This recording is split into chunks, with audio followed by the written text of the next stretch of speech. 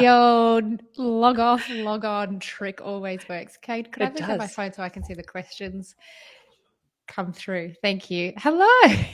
Beck and I have actually just been recording, so we have definitely already seen each other for today. But We've definitely warmed up the vocal cords, haven't we? la la la la la. That's it. I'm just going to wait and see. All right. Please bear with us while I figure out where I might be able to see the questions come through. Where will those come through, Kados? On the Nap Trapped. I've got a little box that I can see, and it says messages from the audience will display here. Oh. I can't see. Oh, okay. I can see you've got questions coming up on yours, but I can't see anything on mine. Sorry, everyone. We're really good at baby sleep, though. Really good. Yes, let's squash those fears.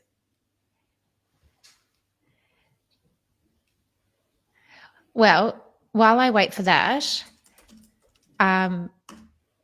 we can get started because I actually have a few questions in the DMs that we can just dive straight into.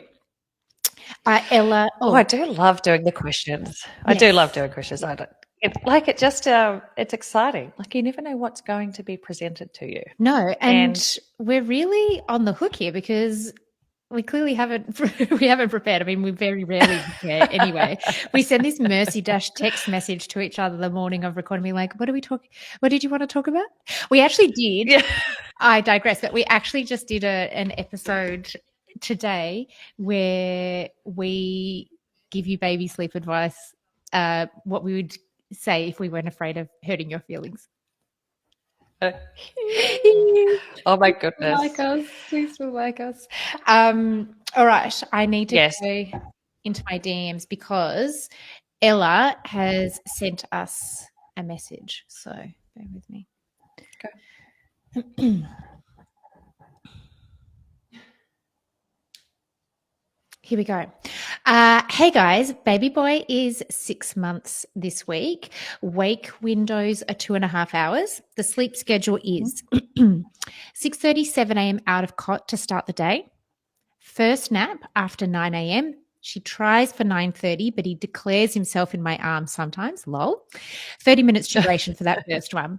Then we have a second nap, which is at 12 for 1 to 2 hours. The third nap is 4:30 for about 30 minutes, and bedtime is then 7:30.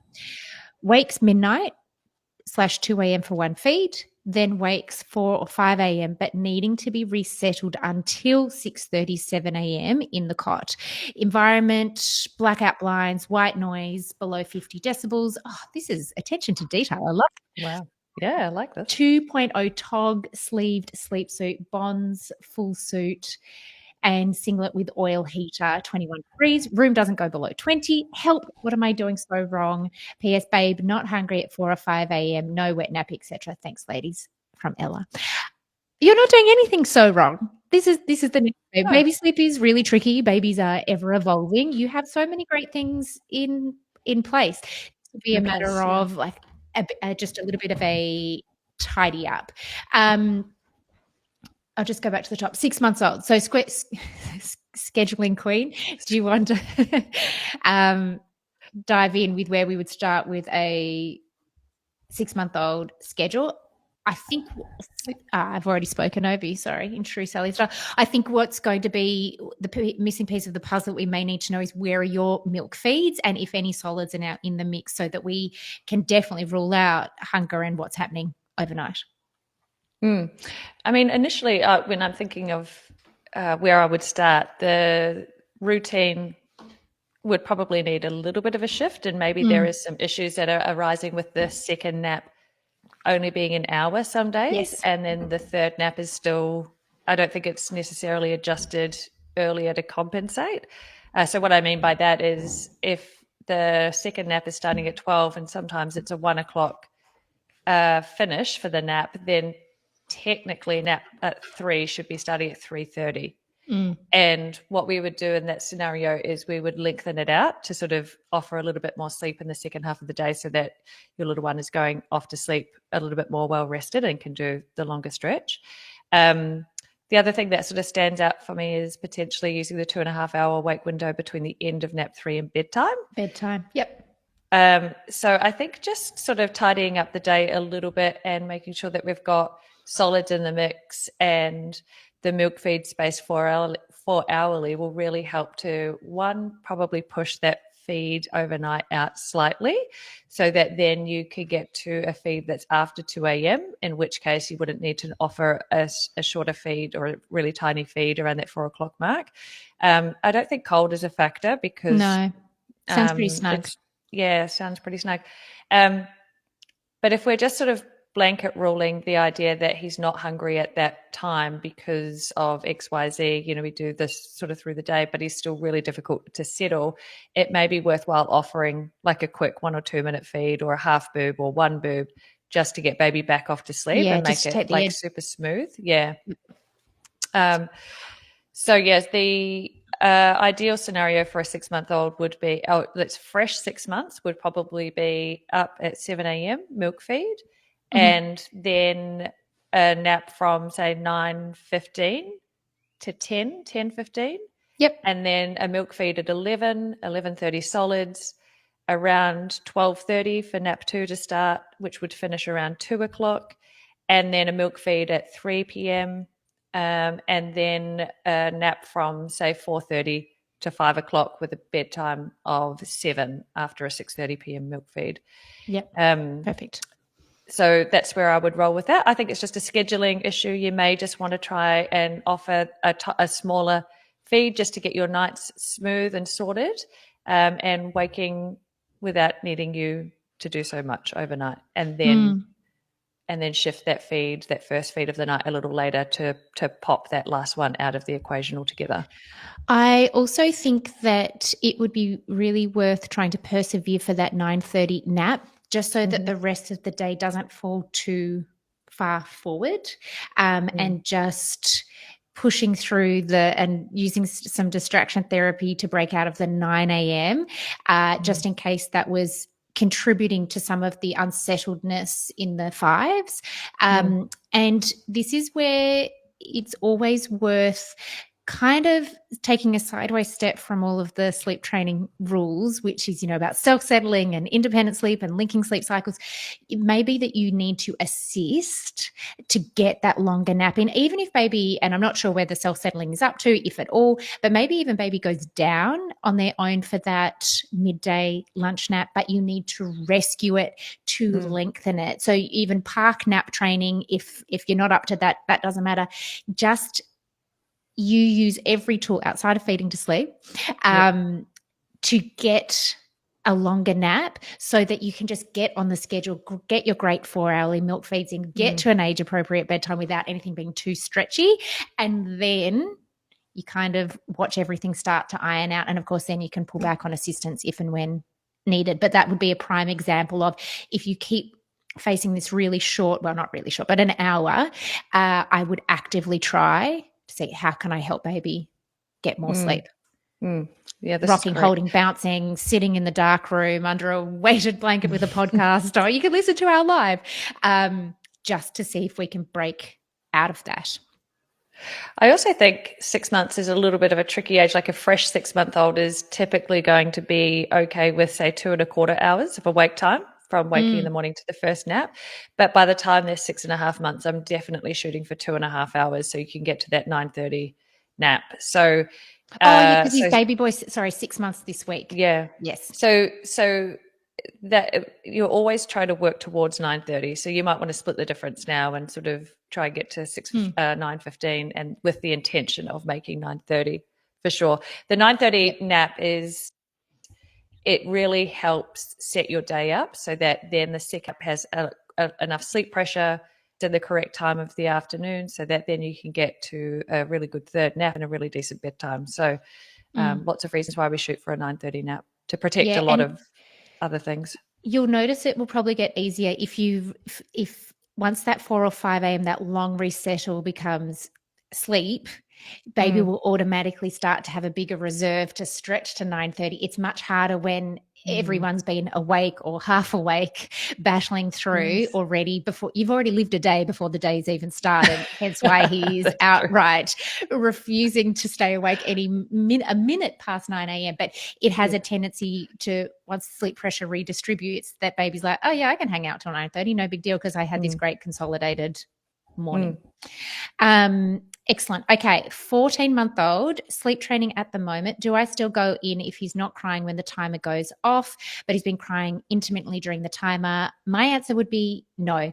If anything is low grade, no grade, if there is nothing, you leave baby to it. If anything, that is when the magic starts to happen if you're using a FERBER, modified FERBER, space soothing, whatever you want to call it, technique. Because what can end up happening is if you go in, you interrupt the process and it's like, oh, that's right. I'm meant to need mum, or I'm meant to need something, or hang on, I was half asleep and now you've sort of accidentally jolted me out of it. Hi. Yeah, like, and you again. end up starting again and again and again. And you always have these moments. And I remember even doing, when I've done in-home sleep training and we've even started in the room and we've ended up using a time check approach, is there are always moments when you're like, I shouldn't have gone in.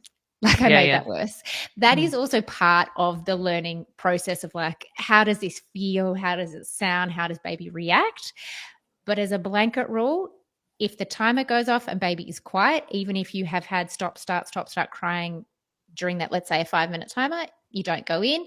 Once baby escalates, that's when you restart your timer. And sometimes it can end up being that you're just hitting start, stop for 28 minutes and baby hasn't needed you to intervene. They're just figuring it out. Great question. Okay, here we go. I have a 3-month-old baby who is beginning to self-settle to sleep. When I nail the wake window. How do I manage the transition to arms out of the swaddle? Incredible effort already. Yeah. Incredible. And I truly believe that babies at 12 weeks, 3 months, 4 months can absolutely start to do more 100%. Formalized self-settling. Yeah. I would not be transitioning out of the swaddle at this age. No, you've got another 3 months. Yeah. This is when, and Bec, you and I will go on about this all the time. I actually have one. Maybe we should do a live. I have a miracle blanket swaddle that I ordered so that I could make content of like, this is how you're going to wrap and this is how you're going to do sleeping bag underneath. That is going to buy you so much time because sleep is consolidating for you right now. If we unveil those tiny mitts, it's gonna wobble. It's gonna wobble. So I would delay it as much as possible.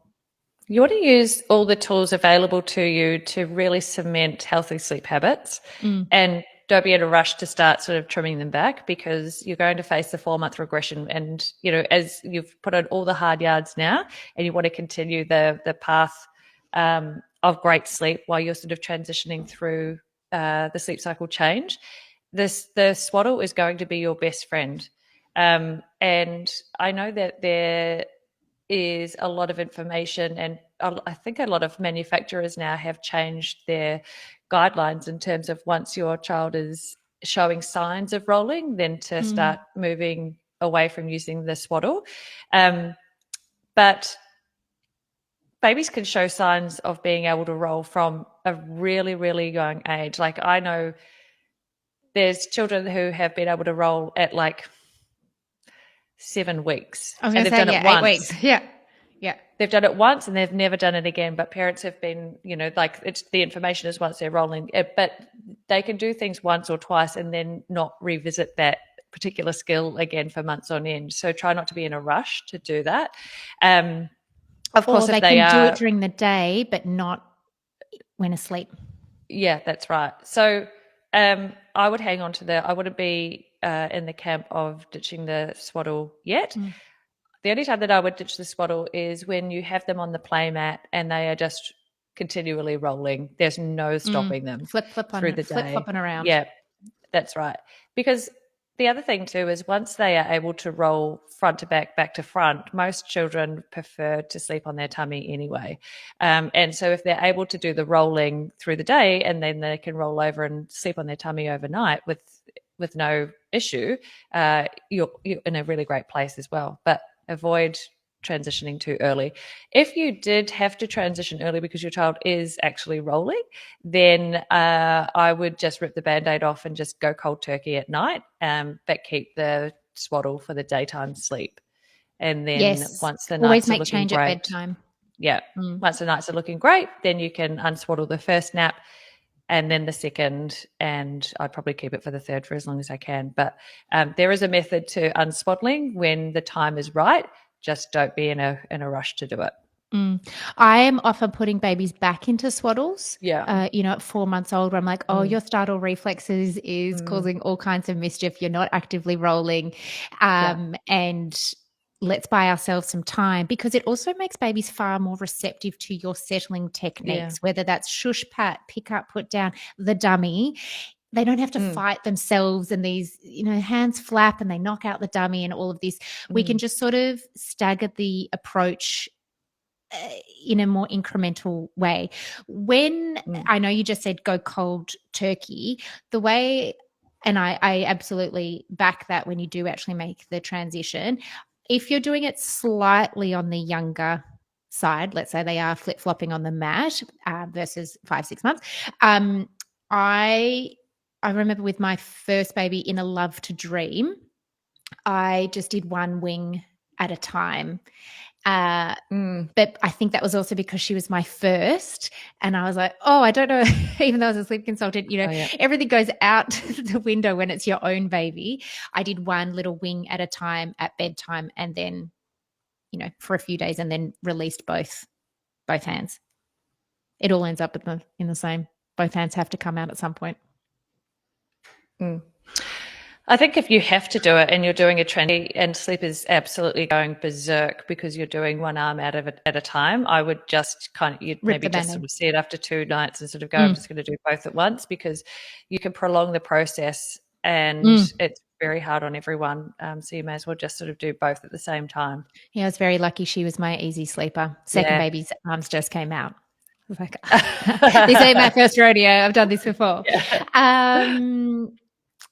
Someone said, I still rock and nurse my little one to sleep, and honestly, I love it. And he slept through the night for months. I think that's a really great example. That's wonderful that, yes, we as sleep consultants talk so much about self-settling and removing sleep associations and all of that. There are so many babies that can be fully assisted to sleep and just rock it all night long. The reason we as sleep consultants, we don't really work with those babies because they don't. Yeah, we would never see your little one. Yeah. But it absolutely exists, and vice versa, that there's lots of babies where that is not possible, that they really struggle with needing sleep associations replicated at the end of each sleep cycle multiple times overnight, and short naps.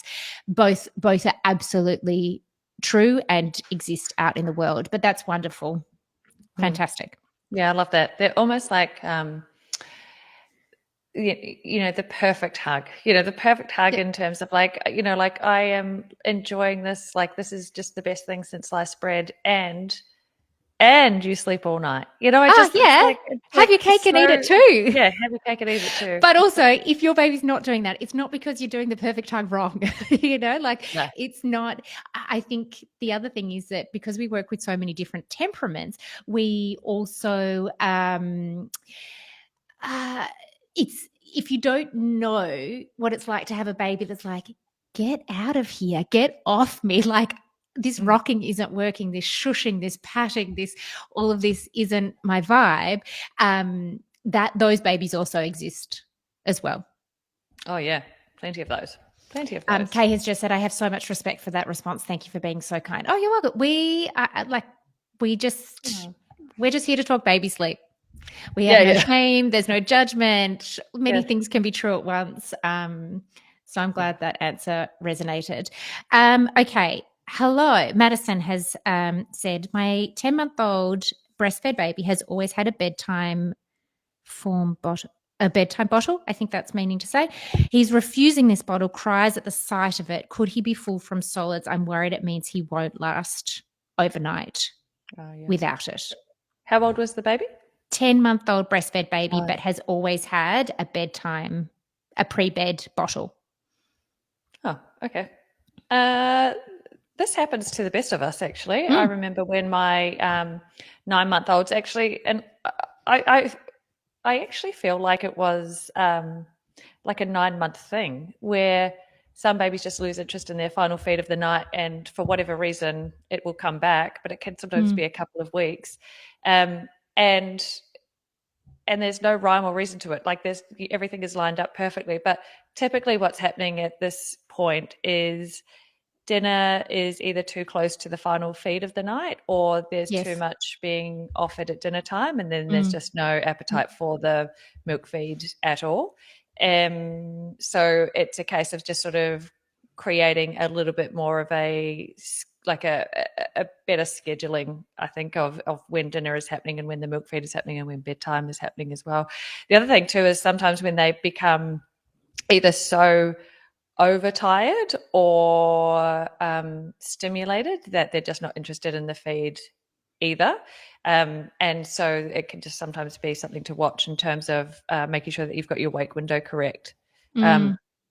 But typically it's because there's a little bit too much solids going into. And we do frequently need to just pull back, not remove dinner, not withhold. You just pull back, maybe a few tablespoons or so, just to see. There's a lot of trial and error in that balance, because it's a condensed time between dinner and the final milk feed. So we want to create a balance between, you've had great solids, which is incredibly important at 10 months. Plus, we still want that last milk feed. Again, because as this commenter has said, the doubt that creeps in that if you had an overnight waking, could this be because they weren't interested in their final milk feed? We want to help minimize that doubt from creeping in at all times. The other thing I sometimes find is that if a baby's only having one bottle a day, sometimes the flow hasn't been increased, and because you don't do it all day long and you haven't seen a pattern of, they're getting fussy on the bottle all day,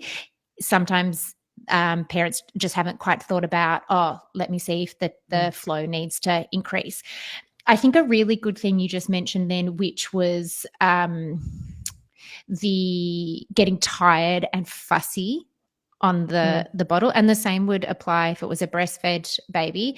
One of the things I learned very quickly as a pediatric nurse, and I worked with newborns, like born up the road, came to us within a few hours, and up to toddlers, is actually how tiring sometimes feeding can be, even for healthy, thriving babies. And babies get bored and frustrated if they are exhausted. They actually have to work for it. And sometimes, as you're saying, if they're just a little bit too far gone, they don't have it in them. And then it looks a little bit like refusal. Yep, correct. Happens all the time. Okay. There's some great questions coming through. These are great. Absolutely. Really great. Different ones, How long does the total of hours sleep during the day? Danielle, I might have missed it. Stay at 3 hours for. How long does I understand now. How long does the total of hours sleep during the day stay at 3 hours for? I think they're referring to how when we move to a 2-nap schedule, let's say at 9 months, we're asking for 3 hours of sleep, usually across the 2 naps. How long until we start to trim it? We actually brought out a podcast episode last week, off the top of my memory, about when to cap the morning nap and when we may need to redistribute sleep totals a little bit and trim that first one if it's impacting nap 2, which may end up meaning that you're on 2 hours 45, 2.5 hours, and then it sort of just whittles down until you are on our transitional schedule from about 12 months onwards. Yeah, correct. Danielle said yes, and correct. I interpreted the question correctly. Okay. And then it's and then say from 12 months to 14 months, it's probably sitting somewhere between 2 and 2.5 hours. ideally 2.5 until we sort of get to 14, 15 months, 16 months when you're transitioning to the one nap schedule. So anywhere between 14 and 18 really. But once you're on a one nap schedule, then it moves to say 2 to 2.5 through the day. Which over one nap segues beautifully into Shan's question, which is, my daughter is 13 and a half months old. What is the ideal sleep routine look like? This is when we would use the transitional schedule. Usually I wouldn't be looking to pop a baby on one nap at this stage. So we would do a roughly 10 till 10:30 nap 1, a 1 till 3 nap 2, and probably a 7 p.m. into bed. Yep. Totally agree. Perfect. Love that. We are slowly becoming one person, Bec. You and I? We are morphing. Actually, Bec is going overseas, a very much deserved holiday on Friday, and I'm going to feel so lost without talking to you every day in our messages. Don't worry, I'll be sending you videos and photos, and I won't mention a single nap routine to you the whole time. But I remember on a podcast episode you mentioned that you have a life-size cutout of you. Yes, I do. That traveled Australia during COVID and attended all the 40th birthdays. I think if we go New Zealand. Oh, sorry, New Traveled Zealand. Oh, gosh, okay. Yeah, And she's an international, isn't she? piece. Jet set traveler. If we do, I'll just do a Nap Trapped live, and you just prop her up there next to the fern. I need one for Australia, one for New Zealand. I need to send her back. We need her. Yes. Oh my goodness. I could get a different one this time, like an actual, like a wheat bag one made out of me, a life-size wheat bag with my face with the pasta on it. And then I could just sit in the chair with a mic like this. Could you also heat it in the microwave and then as your life-size heat pack? All right. Let's answer some baby sleep questions. Yeah. Okay. Flick says baby is self-settled at nights for about 3 weeks, has just started self-settling at naps, but is now fighting going to sleep at night. Is this normal? My first thought is that often whenever we work on days, sometimes nights take a hit, bedtime and nights. And sometimes it's just the skill, it just gets all a bit clunky and so much attention is on the day, and then, everyone's tired from the effort during the day come bedtime, and that can create a little bit more of a battle. Also, sometimes sleep pressure needs time to just redistribute. So if they're suddenly nailing day sleep, it sort of just needs to redistribute and balance out across the whole 24-hour period. What do you think? Yeah, there's just a period of like you said, recalibration in terms of now sleep is better through the day. So for a lot of little ones, once they're self-settling, they're sleeping chunkier naps, like they're getting some really good sleep in. And because of that, they're a little bit more well rested going into bedtime. And if that's the case, then they're not quite as busted and not falling asleep as quickly as they usually would be. So sometimes there's just it feels like a process of, sleep gets better overnight, naps will, and then it takes a hit as naps improve. And then eventually, if you can hold steady and just sort of apply what you already know and what you've already been doing and just hold steady, then everything will start to come together. But yeah, it is quite common for it to be a bit of a cycle and like a vicious kind of. The visual that just came to my head is that it can be a bit like whack-a-mole. That just you've just fixed self-settling for naps, and bedtime battle comes up, and you've just finished bedtime battle. Early rising, and then do you know what that often happens with families is we fix the early rising, and then all of a sudden there's nap one battles because they've got different sleep pressure, and we're just constantly whack-a-moling the baby sleep issues. I love that. And then tea, bang. And then a holiday, bang. Yeah, exactly. Childcare starts, bang. New baby, bang. All right. With Love Poison Ivy says, hi, currently nap trapped. She needs a cap. If anyone doesn't know, we have Nap Trapped caps so that you can represent. We've got merch. 5-month-old baby can self-settle to sleep, but still unable to link a sleep cycle in the day, often having to save the nap with contact and sometimes boob. Any tips? I think, first of all, really normal progression of sleep. When I'm sleep training, for want of a better description in this, is that first comes bedtime, self-settling, then we master the overnight wakings, then comes falling asleep for the nap, and then comes linking the sleep cycle. So if your 5-month-old baby has not yet mastered that, that doesn't shock me. Celebrate the huge win that is, oh my gosh, they've got the skill for falling asleep at the nap. One of the things that also jumps out at me is it's okay. It's absolutely okay to rescue the nap. I would probably look to not do it with a feed so that we can really make sure that there isn't any snacking happening during the day. If we use Beck's mantra of thinking about tanking up, not topping up, because sometimes what can happen is if we've had snack feeding multiple times, it could be that baby genuinely needs a snack feed at the end of the sleep cycle, and that's how their sort of body clock is hardwired. I feed now, I feed 30 minutes, multiple times, maybe even within a wake window. So I would look to use every other sleep association under the sun if you were looking to initially lengthen it out.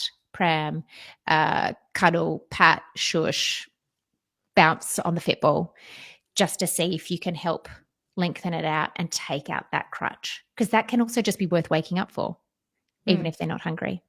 Well, it just becomes a part of the internal clock that a feed is offered at that time. So then they wake expecting the feed. So a predictable pattern that they're sort of starting to wake for. Yeah. So the second nap doesn't tend to lengthen and link out until somewhere maybe between 4 and 6 months. So you've still got time. Yep. And my 8-month-old, my firstborn, he was 8 months before he linked his second sleep. So I know that it can take time, and it doesn't necessarily mean that you're not doing all the things correctly. But other things that can help is just watching how long nap 1 is. If your nap 1 is a really nice, chunky, long sleep, for example, if it's like an hour and a half, it's going to rob the sleep pressure from nap 2, which is going to make it a little bit harder to link as time goes on. So it could just be that we just need to shape the day a little differently. Also, you're not far away from introducing solids, and sometimes solids can make a big impact on linking sleep cycles for nap 2 as well. So there's a few the things, edge off, doesn't it? Yeah, that's right. So I feel like it will all come together. It's just time, and for right now, I would resettle using anything other than the feed. Like Sally said. Yeah, I agree. The other thing is that if you haven't already, I'd be looking to make that room as dark as possible. So it may be that baby has been tired enough to fall asleep, but after sleep pressure has then been reduced from that first sleep cycle, that light comes in, which signals like, oh, lights, cameras, action. Let's start the day. It can be very hard for a lot of babies to then settle back down. We want to keep that melatonin pumping. Also, we want it to be so boring that there's not something, even a crack on the ceiling that is worth waking up for to have a look at. And also lots of time down on the mat. We need babies to burn energy, exert, do a little gym workout so that they've got enough sleep pressure to stay asleep. Can I also just touch on this? When you've got a little one, going back to the swaddling, so it can be so much easier for babies to be able to link their sleep cycles together for the second nap if they're still swaddled. So this is why a lot of times when we're trying to establish really great sleep through the day for, say, a 4 or 5 month old, that we will often put a swaddle back into the mix if it's just been freshly sort of taken out, because we can really sort of start to, once we've got good sleep pressure and so forth, quite often the second nap will start to link out, and we can get that established, and then we can start looking at if they're not rolling continuously, is what I'm trying to say. And then we sort of establish all of that, and then we can look at moving away from the swaddle through the day, but we've got these great sleep habits intact. So that using all the props to your advantage at a young age to set this scene for healthy sleep is advantageous. So trying to in your mind, not trying to get rid of those things as fast as humanly possible. I think. Did that The come other out thing, the right way? absolutely. The other thing about that, Beck, is that I think also then for parents, if you have seen that your baby can link that sleep cycle, granted in a swaddle, that then when you go to inevitably transition out of it, yes, naps it's 2 steps forward, 1 step back, and they may go a little bit pear-shaped, but you know that your baby has this skill and this is just a matter of riding out the change rather than I've never seen this happen. Oh, now we've got hands in the mix and it all just feels very messy and unachievable. If you just break it down, because I think so much of this is about a parent then having confidence in a baby's skill. Yeah. And I guess it's hard for families because when you're swaddled, when baby is swaddled, not all swaddles are made the same way. So it can be hard to see your baby that is maybe swaddled in an up kind of, say like a Love to Dream, and they've got a good sort of roll on. They can really sort of get onto their sides and so forth. Whereas I love the Miracle Blanket, and I've converted you to. Totally. 100%. The Miracle Blanket is like a maximum startle control, and because the arms are down by the side, by baby's side, it's very hard for them to get a wriggle and a roll on. So they're prone on their back for a really long time. So you can actually get a longer time frame spent in the swaddle to really establish these sleep patterns before you need to start unswaddling, because it is much harder for them to move. They could obviously rock and roll and do all the things during the day, like on the mat. So we're not preventing them from reaching or learning these new skills, but for sleep overnight and for the naps, they're actually taking great chunky naps and able to link their sleep cycles a little bit more easily because they don't have the rocking and rolling going or trying to sort of get an arm out or that type of thing to interfere with how sleepy they are actually feeling in the super dark room and all the things. Yeah, definitely. Gosh, we could clearly go on and on about this because I was just thinking as well that if you then make the transition from a really well-rested place, babies have, understandably, we all handle change better when don't have eyeballs hanging out of our heads with sleep deprivation. Whereas if you sort of start something new when you're already in a cycle of overtiredness and and naps are short and all of that, it can then just become a little bit even trickier. Okay, let's have a look. Mel has said how to know when to move to 1 nap schedule. My 16-month-old is still easily taking the morning 30-minute nap, but second nap getting shorter. So sounds like Mel's on the transitional schedule, as we were talking about before, the 10 till 10:30, and then aiming for a 1 till 3 nap. When nap 2 starts to get impacted, particularly 16 months, amazing. Love that you've still got the 2 naps in the mix. Amazing. I would actually probably start to whittle down the first nap so that we continue to protect the sleep pressure for nap 2. And that is the whole point of the transitional schedule, is that we always want to keep this lovely, well-established long afternoon nap whilst we whittle away nap 1, as a baby then increases their natural ability to have a long wake window before the inevitable transition. So it may be that you just do 15 minutes in the pram, on the way to get a baby chino, in the car on the way to swimming lessons, something like that. But instead of the full 30, you trim it and we ideally give it back to nap 2. Yeah, so then there's more sleep pressure to want to fall asleep readily and easily for nap 2, and there's sleep pressure there to keep linking the cycle, so it's a nice lengthy one.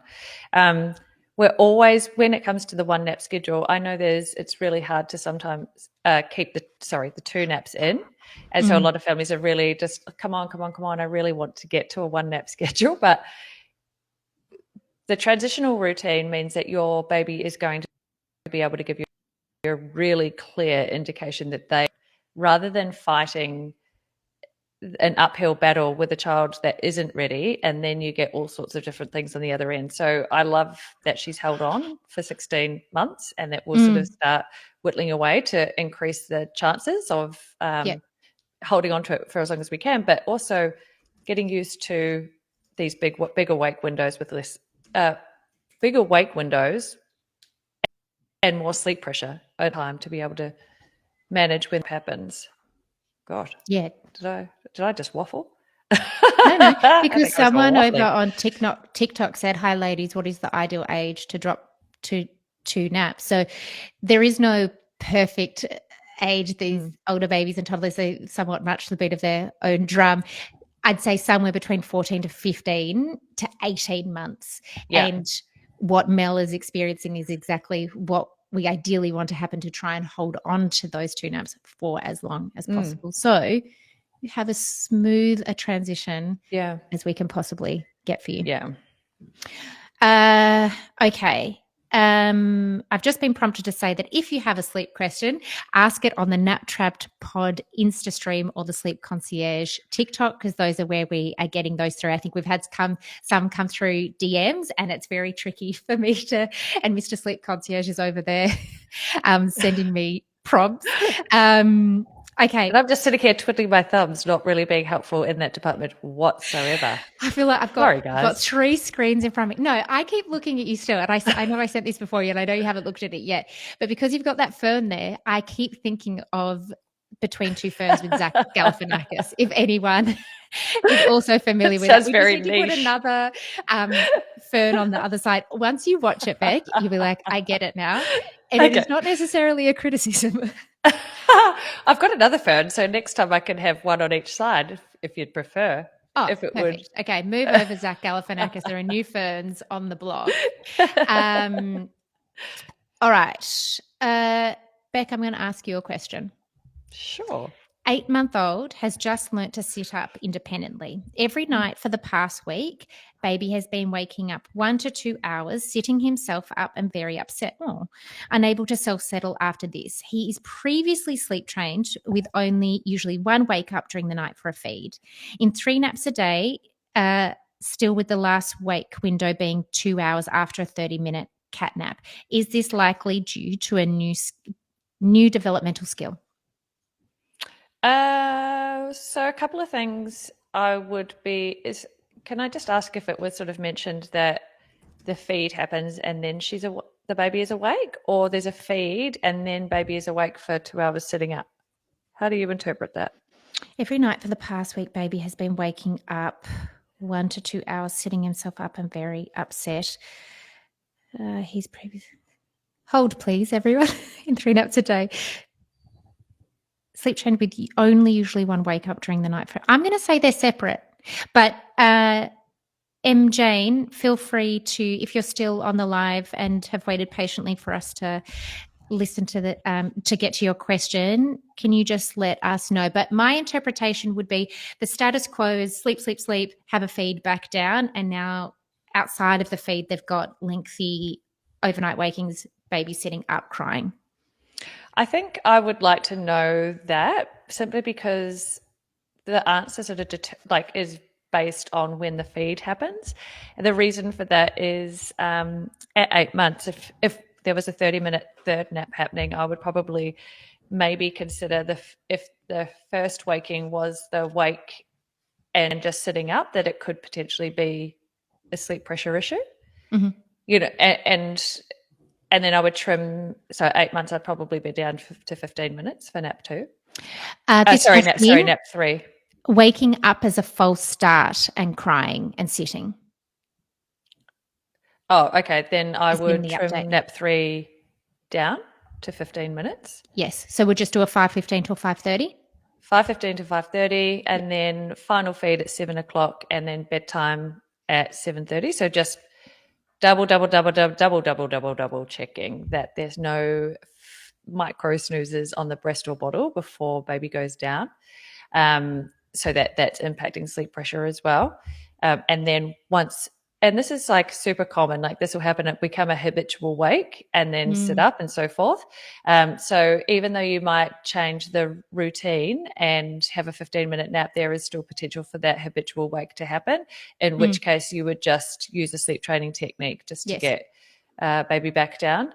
That's my answer to that. It would be either like a modified FERBER, so in and outs, which is probably, and because it's a new skill, it's not necessarily a sleep, like your baby can self-settle. So I wouldn't necessarily consider it to be a sleep training exercise because they know how to self-settle. It's more that this is a fun new skill that they're learning.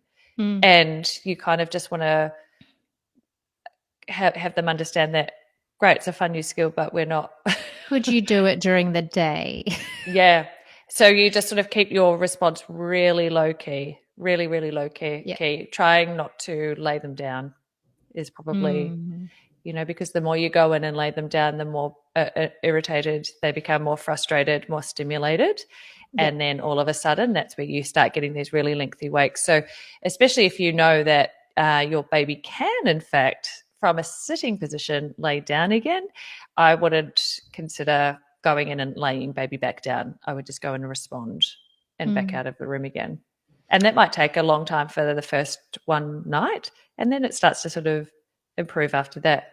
Is that sort of what you would be thinking? Yeah, and I also think sometimes when a new skill is happening and baby does it all day, like it's so fun, I'm going to crawl everywhere, look at all this newfound freedom, is that they are also exerting more energy. And so sometimes, even though you might be on the great schedule, and yes, it's still definitely appropriate to trim nap 3, babies can still be a bit overtired just because they've moved differently. They've exerted energy differently. You don't need to fix that. It comes good. You just ride it out, and it will settle once crawling is not a big deal anymore. It's just what they do. All right. Beck, I think you've worked with Han Tan before, who asks, Hi, Han. how do you navigate a 2-nap schedule with the school pickup with older kids?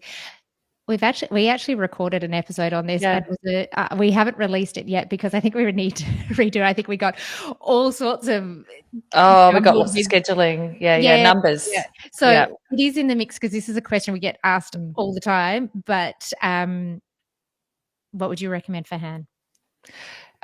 So for a 2-nap schedule, you would need to be leaving. A lot of Hannah is a Port Macquarie local.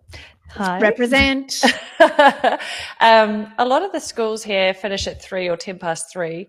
I guess depending on where your child goes, there is some traffic around. I'm going to imagine. Look, and part of the episode that we released was try not to go so early that you are parked waiting for children to come out. We kind of want you to leave at the last possible minute so that your child can get the most or maximum amount of sleep, so that for nap 2, so that you can have a decent bedtime and everything sort of works hunky-dory. But let's just say, like as a blanket sort of 2-nap school pickup, it would be, say, 9:30 till 10:15 for nap 1, and then 1:15 to as close to 3 p.m. as humanly possible for nap 2, and then into the car and shooting off to school. That's how it would roll for me. I, as a mother, struggle with that. Granted, I don't have a baby, so I don't have to navigate it with a school-age child, because I'm the mother that's there early to get a park. Oh, yeah. Whereas I was the opposite. I was the one screaming to a halt just as the gates were shutting because I just didn't want to wait with everybody. I was the last mum. But you know what I would have done? Like I know myself well enough that I know I would have, and I'm not saying that this is what everyone should do. I just know my own limits. I would have had either someone else, like I would have sent my husband or someone to pick up my school-age child, or I would have had a nanny or a babysitter, which I get, like, that's not the answer to this scenario. But if you're also in that camp of like, I couldn't possibly, I'm with you. I am you. Yeah. Yeah. It's also not forever. It's also not. It feels like it's forever right now. Things will improve. Yeah, 100%. There are amazing questions coming through on left, right, and centre. My son is 16 months, has transitioned to 1 nap. Do we eventually move the 12 p.m. nap to 12:30 or just stay at 12? I think we're both going to say the same thing. Yeah, 12:30 for us is our main goal. Yep. 12:30 to 2:30, maybe 3 o'clock if you're lucky. If you're like Beck. If you're like me. But that just keeps bedtime in the right sort of slot as well, because they're still very young. So we actually still use a 4 hours would be our ideal wake time between the end of the nap and bedtime at this age. Yep. But we will push to 4.5 if baby can tolerate it or your toddler can tolerate it and there's no issues overnight. But if baby is or toddler's going down at 12 and sleeping until 2 and you've got a 7 o'clock bedtime, that's 5 hours of awake time, and then that can lead to false starts, overnight wakings, early rising, that type of thing. So if you're experiencing any of that and you're using a 5-hour wake window, then it's time to trim it back. And then also look at shifting your nap to start at 12:30. So it gives you a bit more of a buffer. So if the nap is 12:30 till 2:30, for example, then bedtime can be somewhere between 6:30 and 7. So sort of getting closer to that sort of. If ideal. anyone is listening to that answer and thinking, oh, I'm about to make the transition, or I'd have, do I just start at 12 or 12:30? No, we would actually, it's 12:30 is where we want to end up for all the reasons that you've just outlined. We actually would start usually closer to 11:30 and then transition, let's say 15-minute intervals or 30 minutes, every couple of days to get to 12:30 once the nap is established over, let's say, 2 weeks. We err on the earlier side, which, yes, in turn brings everything else earlier. It's a transition, and it's a big increase in wake windows for young toddlers. So we want to just go gently. We do have a podcast episode about how to make the 2-to-1 nap transition. So, and that will go into a whole lot of detail as well about how to do that. Mel has just said, P.S. I love my cap. We shouldn't be wearing them. Oh, I've got one in my bedroom. Do you want me to go grab it? Yeah, maybe. Kate, do you want to grab the caps? Oh, Kate's listening. What colour? We've got red and green. Perfect Christmas colours. But less kitsch than that. Hold please while we collect the merch. Here we go. Thank you. What service? Thanks. Oh, I came back with my red one We too. got the same colour. Oh, sorry, I didn't hear anything you said. Look at us. Snap.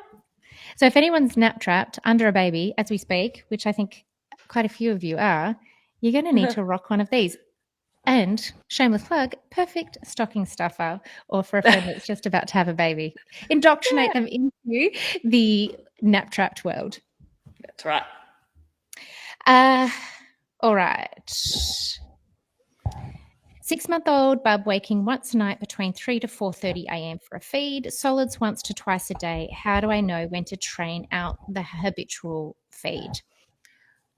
I personally, if one feed overnight at 6 months is working for you and baby, I just have no issue with it at all. Can most healthy, thriving, eating, drinking, gaining weight babies at 6 months old sleep longer and probably without a feed? Sure. Do they have to? No. What I commonly, well, the first thing that jumps out to me is that they feed between 3 and 4:30.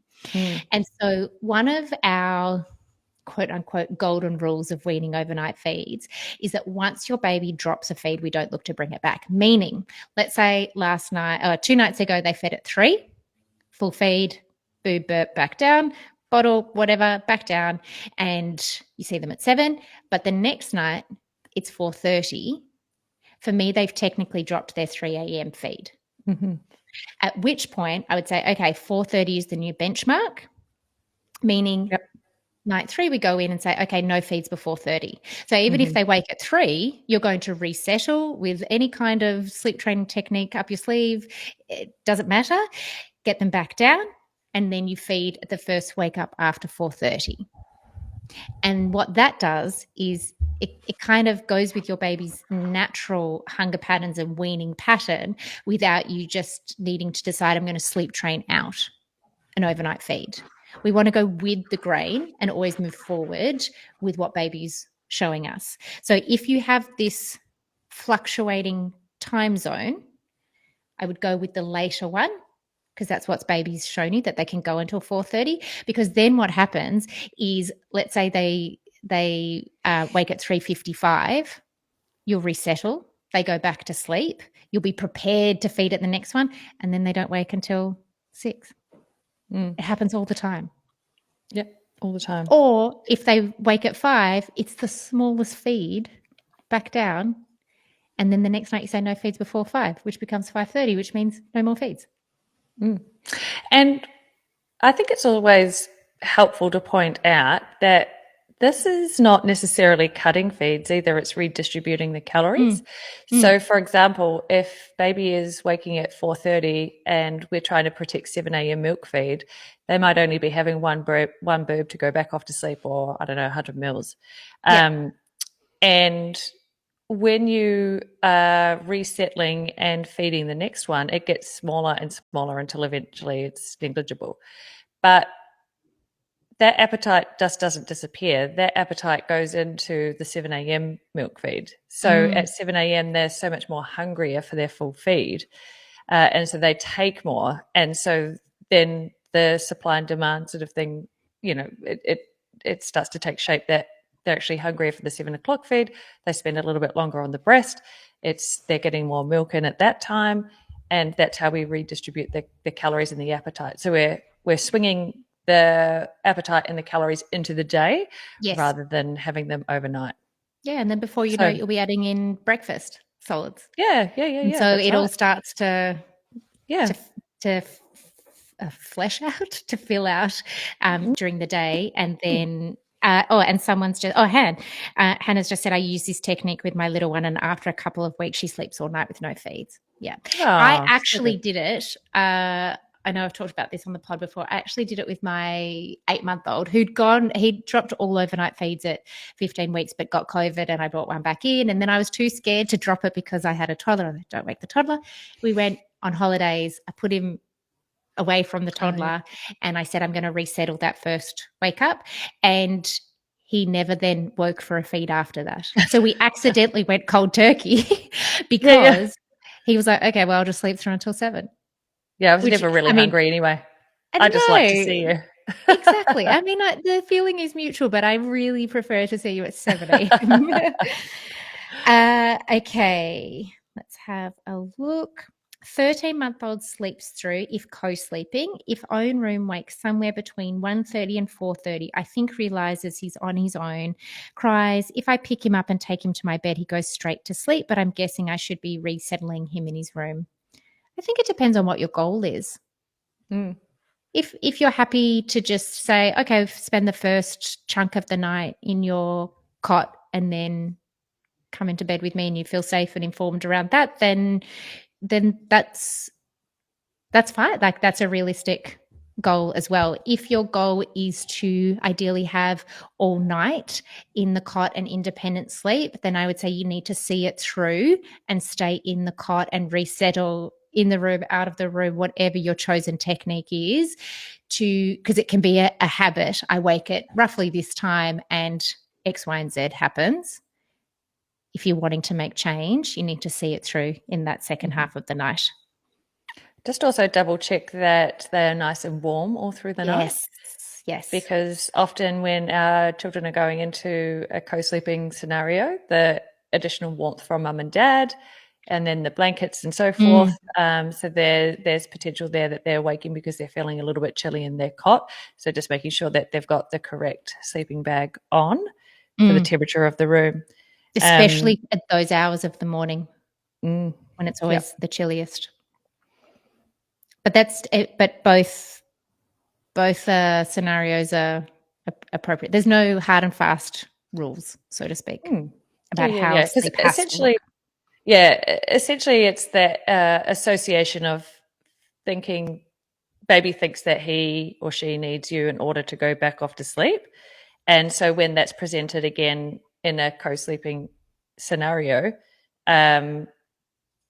it's reaffirmed that actually they do need that assistance to go back off to sleep. So that's why it can be really tricky for baby to wake at that time and then go back off to sleep on their own steam, because they are ingrained to believe that they need you in order to go back down. Not that that's a bad thing. I'm not saying it's a bad thing, because a lot of families do it and it's totally fine. But that's why he's sleeping so well all night in your bed when you do choose to spend all night together, because he wakes and sees you there and he's like, yep, cool, my sleep prop is there.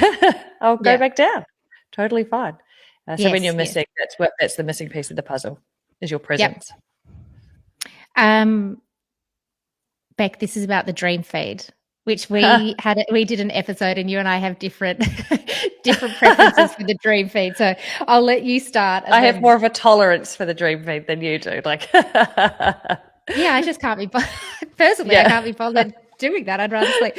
Antonia asks, if my 9-week-old is consistently waking at 2 to 3 a.m. regardless of having a dream feed or not, last feed without dream feed is usually between 7 and 8 p.m. Is little one hungry at 2 or 3 a.m. or just waking from habit? Did that make sense as I read it out loud? No. I'm unsure if there is a dream feed, because I think the question was regardless of if she has a dream feed or not. It sounds like they have a dream. Sometimes they have a dream feed. They still get a waking at 2 or 3 a.m. If they don't have a dream feed, they get the waking at 2 or 3 a.m. Well, 9 weeks, either is totally fine. Agreed. I think if you're dream feeding and still getting awake around 2 o'clock, that would be totally typical, and then probably still even a waking around 5 o'clock, if I'm really honest. But if there's no dream feed involved and they're just powering through and then waking at 2, then I would say you just ditch the dream feed, because you don't need it. That's the Sally answer.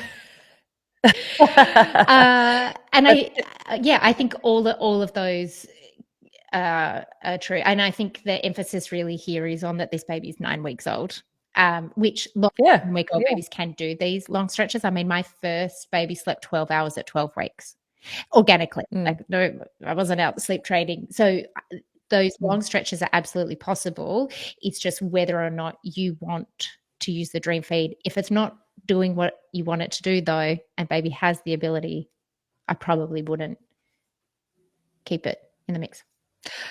No, I think the fact that you've experimented without it kind of highlights that potentially it's a topic up for discussion about whether it's kept or not. And in this scenario, I would definitely ditch it if baby's able to sleep until 2 o'clock without it.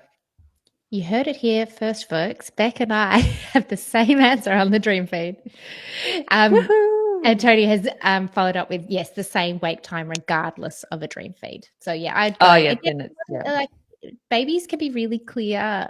We talk about babies being pattern seekers. They can also be really clear pattern creators. So we can definitely follow the lead. I guess to follow on that, though, is if mum decided to keep the dream feed, and so at 9 weeks the dream feed would typically be at 10:30. If baby is waking at 2, I would resettle that. I would resettle it, and then probably you might get to about 4 o'clock. Yeah. So that's the answer. Like if it's either waking at 2, then you could probably be confident that if there's a feed in there at 10:30 and you wanted to keep that for another few months or whatnot, that actually that 2 o'clock feed gets resettled, and then you feed the next, and that will probably be around 4 o'clock, I would imagine. And I think if I'm interpreting what you're saying correctly, the reason for that is because if baby without the dream feed is showing that they can go 7 p.m. until, let's say, 3 a.m., that's, I always have to count on my fingers back, 7, 8, 9, 10, 11, 12, 1, 2, 3, 8 hours straight. You're saying that if we've got a dream feed in the mix, then in theory, they could do 8 hours post that. They don't have to. So if we resettle the 2 or 3 and get to 4, then we kind of spacing. Yeah, that's right. Yeah. Excellent. Any advice when to change to a short, long nap schedule in prep for the 2-to-1 nap transition? Yes, definitely we do. My baby is currently 10 months and tends 1 to 1.5 hours twice a day, which is fun. 1.5 hour naps, fantastic. Sunday Grace Art, we have a podcast episode on the 2-to-1 nap transition, but also on the when to go to a short, long. So I think the thing we're always looking for and we're always trying to do is protect nap 2. So if your 10-month-old is currently rocking 2 1.5-hour naps, no notes, keep going. If nap 2 was to start to be impacted, as in baby still happily, most babies love to take a first long chunky morning nap, and then nap 2 starts to suffer a little bit, then that's when I would start to trim down nap 1, give it back to nap 2, and then from about 12 months we would look to move to the transitional schedule of the 10 till 10, the 30 minutes in the morning and the 2 hours in the afternoon. Fun things to look forward to in the coming It's so fun. It's all worth this effort in terms of trimming naps and keeping these lovely long naps, in the afternoon established, because when you have a smooth transition to one nap is so good. But it is terrible if it has been done too early. Or it's really good initially and then it just goes pear-shaped. Yeah, the whole idea around what we do with families is future-proofing. We teach you things, you learn things, we model things, we create great scheduling, all with the intention of future-proofing you so that you can get to the next stage confidently, smoothly, and everything seems to work seamlessly. Not that, you're not going to have these clunky moments along the way, but an understanding of how to pinpoint exactly when your child or toddler is ready to drop naps or move to the next stage.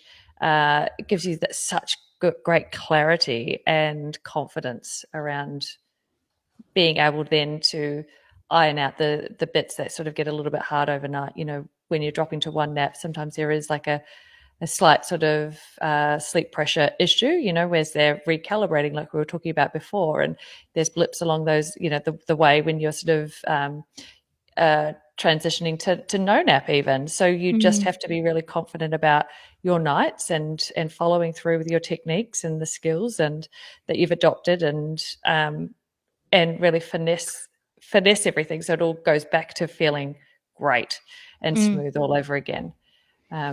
Without being frazzled.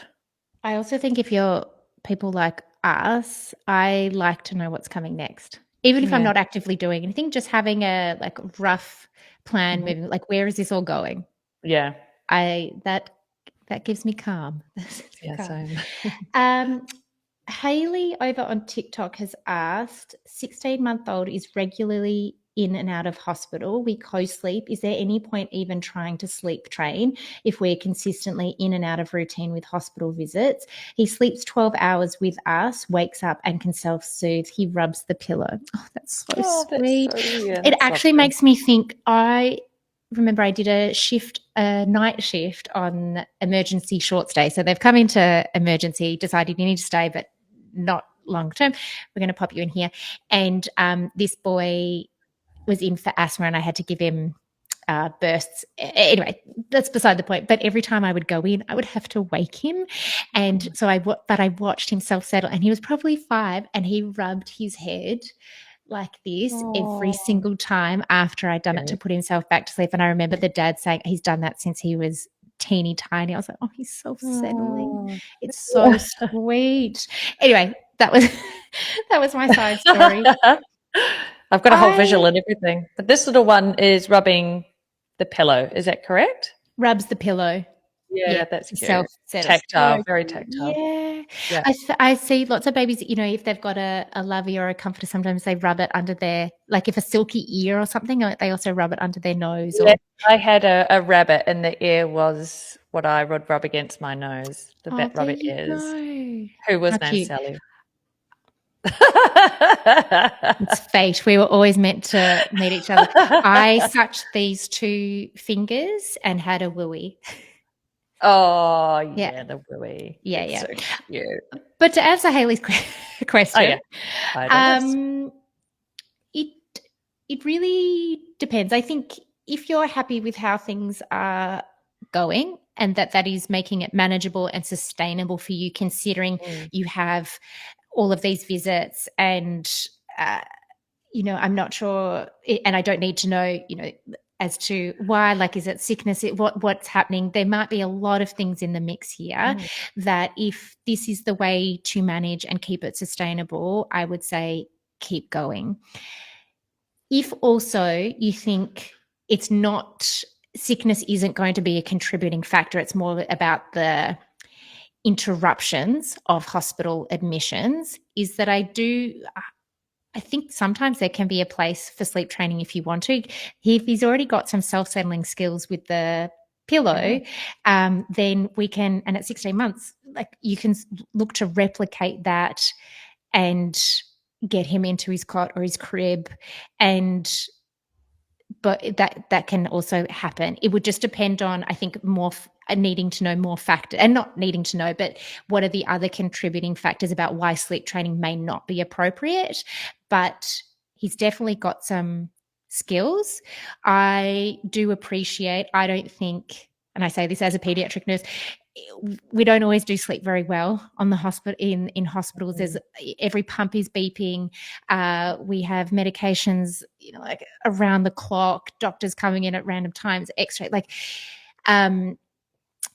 I know I always tried to cluster my cares as a nurse, so I'll be like, okay, how do I just get everything, like the most amount of things done in one visit, so that I can let you snooze. If baby has great, or baby toddler has great skills, sometimes it's just you then hit reset when you get back home. But if that's going to be really, am I making sense? Like, I think it's possible. Totally. I think it just depends on if the parents are thinking that they need to do it. And I don't think that I think your child is obviously getting a lot of great sleep overnight. And perhaps that's really aiding their recovery if it's an illness-based hospital sort of situation. But if it is something that is impacting your life as a parent and you're not getting the sleep, and there is scope for doing a little bit more independent sleep through the day and overnight, give it a whirl. I think be brave, see how it goes. You can always go back to the co-sleeping. I think that there's probably really great skills there, like particularly if they're already rubbing pillows and so forth, like that's how he falls asleep. So I would imagine that it's going to make life easier if he's in if he's in his own sleep space as well. And you could start with an in-room and gradually work your way out, for sure. I think give it a whirl. Yeah, I think the other thing, and it may not be applicable for this particular family, but I have worked with so many very medically complex families where you're talking about long-term admissions. Sometimes you're touched out too. And if there's lots of procedures and lots of planning, like the mental load, like everyone is just, it's okay if you're tired and would really like to have your bed back as well. If it is appropriate in the context of all of what we've just talked about. And you are important in this scenario too. I've just seen Haley has just updated and said, thank you. It does feel like an outside pressure that I'm doing something wrong. It's working for us. I can put him down in our bed for naps and walk away. Then it's completely up to you. Yeah. If it's working, it's working. And nobody knows anybody's story or how they manage, like, rock it. If that's working for you. Yeah. No pressure at all. We don't mind. No pressure. Is that what we should have on our next cap? Yeah, no pressure. No pressure. Okay. Any feeding sleep schedule advice for my 6-month-old that freshly started solids, can self-settle for naps and bedtime at multiple early night wakes, mostly for the pacifier or rolling back to belly? There's actually been a few 6-month-old questions, which if anyone's listening, you're definitely not alone. I know that, Bec, the most common age group you and I both work with separately, 6 to 9-month-old babies. There's a lot happening in this Yeah. age and stage. And I love working with this age group. Yeah. Do you mind just repeating the question for me? Yes, I just wanted absolutely. to, there might have just been a little thing that I've missed. No just problem. then. So Michelle asks, any feeding sleep schedule advice for my 6-month-old that freshly started solids? Can self-settle for naps and bedtime, but multiple early night wakes, mostly for the pacifier or rolling back to belly? So there's kind of a few things in the mix there. I guess scheduling wise for solids, we're always going to put that in after the second milk feed of the day, because we need to make sure that we're introducing solids at the right time where we can establish an appetite and an interest, but also create lots of opportunity for the digestive system to work its magic in order to have the third feed a really, really good one. I guess sometimes when we're putting solids in at different times, so perhaps some families will put solids in at dinner time, and then that's when we can strike some issues in terms of digestive issues like wind, like an intolerance perhaps sometimes can sort of trigger some wakings, like the digestive system working really hard to process some foods. So ideally you just have one offering of solids and it goes in at 11:30, and then I guess with the rolling and so forth, it's just a case of being able to I would probably do more of an intervals based approach, so just go in, flip them back, but not doing it like periodically, not every 30 seconds, not every 2 minutes. And same with the dummy or pacifier. And the dummy, they're kind of like exactly the same response is just go in periodically to flip and put the dummy back in and then let it go, because there's no way of keeping baby on their back at this point in time. So they actually have to have an opportunity to go like roll over onto their tummy and actually get comfortable there. So either getting comfortable with it on their tummy or staying on their back. So we can't force them, but we can go back and flip if they're finding it really tricky. Does that make sense? Yeah. Have I answered the question? Yeah. I think both. Yeah. You and I will usually start when we do solids, start with lunch for all of those reasons that you were talking about, to make sure that digestion isn't a cause of one of those early hours of the night wake ups. And also then once we add in dinner, we keep it really safe foods, so that you're not thinking, oh, I added in cauliflower and edamame beans, and what could be, could that be the cause of a wake up? All right. Slow and steady for the introduction of solids. Yep. Slow and steady. So essentially what we do is we put the new foods in at 11:30. So all your new foods that you're introducing. So, you might do carrot for 3 days, and it might be sweet potato for 3 days, and it might be your edamame for 3 days. Yep.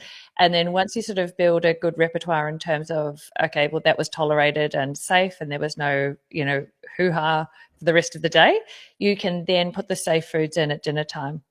And you still probably just want to keep them, one, like if you've done carrot, you would just put carrot in at dinner time for a little while until you start sort of mixing things up, and then you can start putting a couple of things together. But really simple introduction of solids to begin with.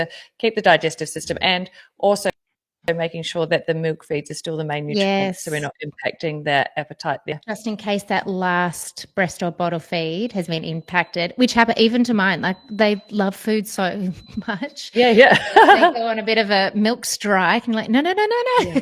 You gotta have this. We're going to stay on this live for about 5 to 10 more minutes, and then we're going to sign off.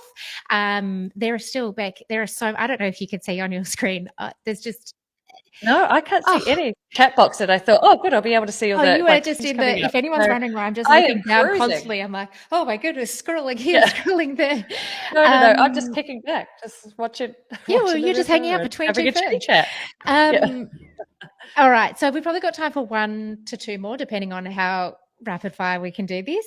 Yeah. Danielle on TikTok has said 9-month-old not settling in cot due to separation anxiety, end up co-sleeping every night and can't settle. I'm not sure if the can't settle one's co-sleeping or if that's just we end up co-sleeping because we can't settle. Okay. Separation definitely starts to peak around 9 months old. When you go to hand baby off to someone else and they're like, no, get me back into my favorite person's arms, ASAP.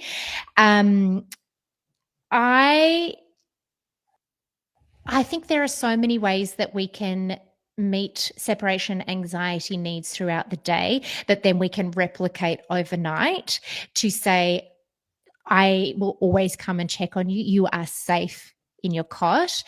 And the second thought I have, I'm trying to be quick here, is that is it separate? Oh, I'm going to sound like a tough crowd here. Is it separation anxiety, or is there a new habit that the longer and harder I cry, the more likely I am to end up co-sleeping and hopping into bed with my favorite person? Yes, because a learned behavior becomes apparent. A learned behavior is developed when we do things in exactly the same way each and every time. And so learned behavior can be positive in the sense that we can create new rhythms and routines and so forth, and baby begins to expect and predict what's coming up next. But it can also be a little bit unhelpful if we're trying to teach a new skill, but essentially we're just sort of offering a practice opportunity for, say, 30, 40 minutes, and then eventually we rock, hold, pack, cuddle, co-sleep to get off to sleep, because that's actually that's the new rhythm, that's the new pattern. So that becomes a learned behavior of, oh, well, I go to bed, but actually I carry on for 30, 40 minutes and then I jump into bed with mum. And so then it's a case of trying to relearn a different pattern. And the way through that is to use your sleep training technique and follow through consistently and teach baby that they actually can fall asleep using their own skill set, whether you're in the room or out of the room or however you want to do it. But if you're wanting to avoid the co-sleeping part of the equation, the key is to not offer that as an option. Yes. To go to sleep. Yeah. The other thing is, as always, before you even get to that, is there a way that we could have minimized the tears that I'm guessing are happening through, and minimize some of the overnight wakings that could be occurring through getting on a great schedule, whether that's bringing the third nap back in temporarily for a fresh 9-month-old or looking to really establish 2 longer naps but fully assisted during the day so that we can minimize overtiredness and just get into the night before we even start with a technique well rested. And I think that is one of our big things that we always want to emphasize, is that the technique, great, absolutely, we need that, but how can we set the stage for success so that then you are able to follow through? Yeah. And separation anxiety is it's a definite factor for ways that it can impact sleep, but you can tick the, God, man, I sound like tick the box. You can feel like you are meeting your child's needs if you start doing some, separation anxiety sort of work through the day. So things like hiding behind the couch and playing peekaboo while she's on the mat, or hiding behind a doorway and then peekaboo, or, walking past it, leaving the room for short periods of time and then coming back. Go for a wee. Actually go to the toilet. Go to the toilet. And she might be upset when you're leaving the room, but if you come back, which you are going to, it teaches her that even though you can't see me, I still come back. I am still here. Yeah. And that is super important.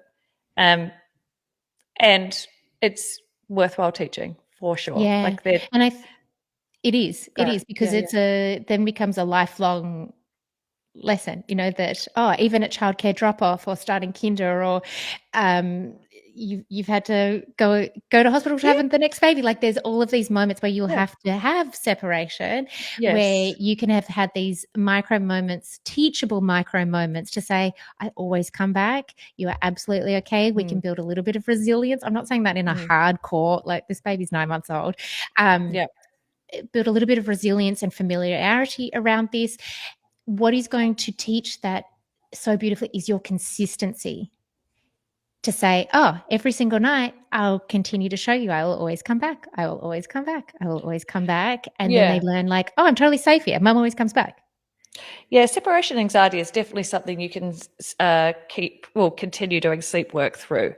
Like it's not something that we stop and until that has gone, and then we sort of pick the sleep training side of things back up, because the two work quite nicely together, the sleep training and working on the separation anxiety.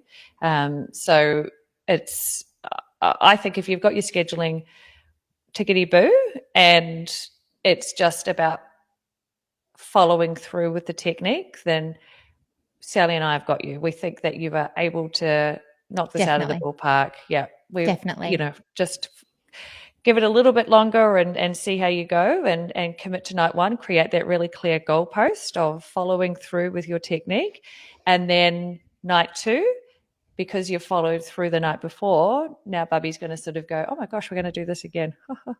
Okay. Yeah. Well, now I know that I've got to stay in my bed. Well, and then Danielle, it's going to get easier. Yeah, she's updated us to say thank you. Definitely become a learned behavior. And I think so often, Bec and I were actually talking about this while we were recording the pod before we jumped on this live, is that so often parents already have a sense of what they think might be the sort of real cause or the root cause of what may be going on.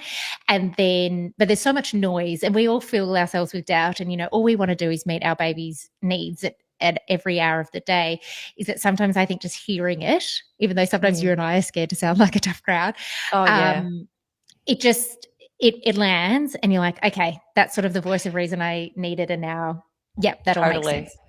And, if I'm being really honest, Sally, like halfway through this live, I was starting to get nervous sweats about the episode that we recorded and just about that whole, oh my gosh, am I going to sound too harsh? But hearing Danielle just sort of say, oh yeah, totally.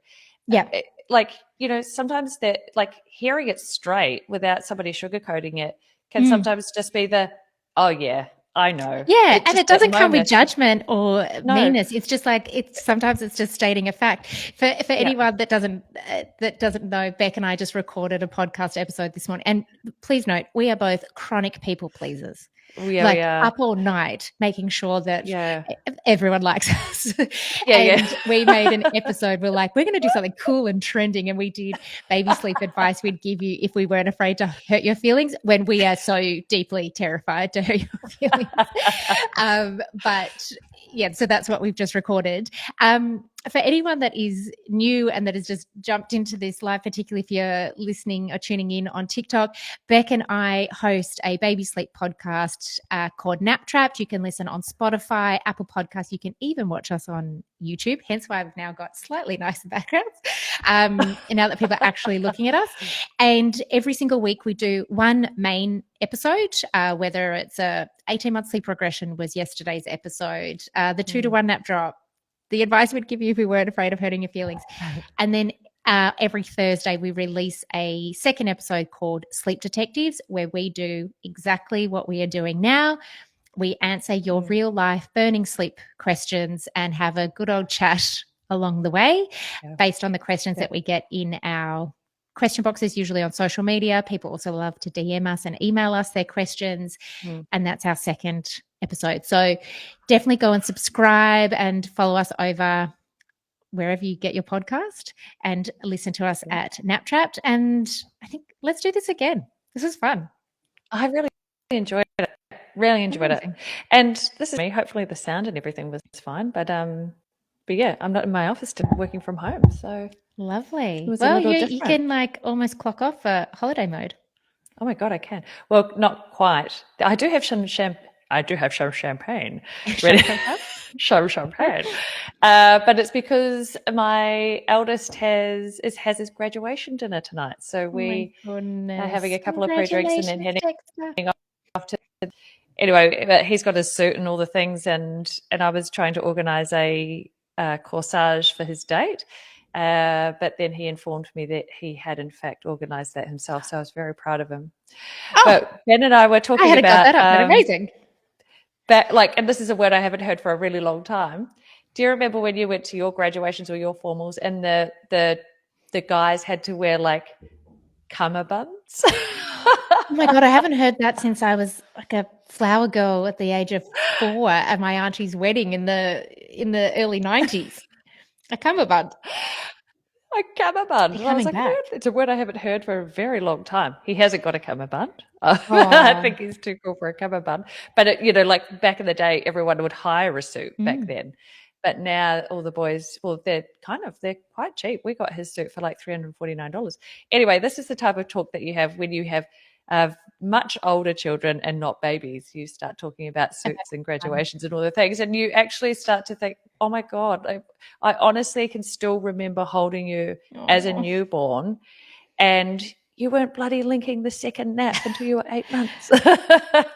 And now here we are, he's flying off, and we're champagning and cheersing. Sometimes and I look at my daughter, her side profile, and her nose is exactly the same from her ultrasound photo still. And she's exactly the same. And I feel it must be oxytocin because I get this huge wave of like love once I look at that.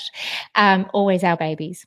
This also, I hope, has shown everyone that this is truly who we are. Like what you hear on the pod is exactly, we've definitely probably edited an extra fluff, but this is doing our thing. You've just been privy to a real life episode of Nap Trapped. But don't worry, we won't recording anything. I don't know. I'm not in charge of the technology. Okay, Mr. Where are we up to? All right, everyone. Thank you so much for tuning in. I was weirdly scared that no one would ask a question, and here I feel bad now that we've left so many of you hanging. Yeah. Oh, but we will definitely be back, and we're always happy to answer all the questions when we've got time. So I think next week we'll probably aim for another hour and a half. So you'll be in Thailand. You would like, I'll be in Thailand. But when we're back, stream my time down. Maybe, I think it might be if you know that we're coming up, like get your questions in really quick. Join in. And as always, it's lovely to see you guys. I thought you were going to say that to me. I've seen you for 3 hours today. But to you too, Bec. All right. Well, you go and have a great night tonight. And I'm going to go and do pickup. Thank you. I'm going to be there early because I turn up early to get the best car park. I'm that mother. All right. I was about to say love you, but love you. Love you. See you guys. Bye. Bye.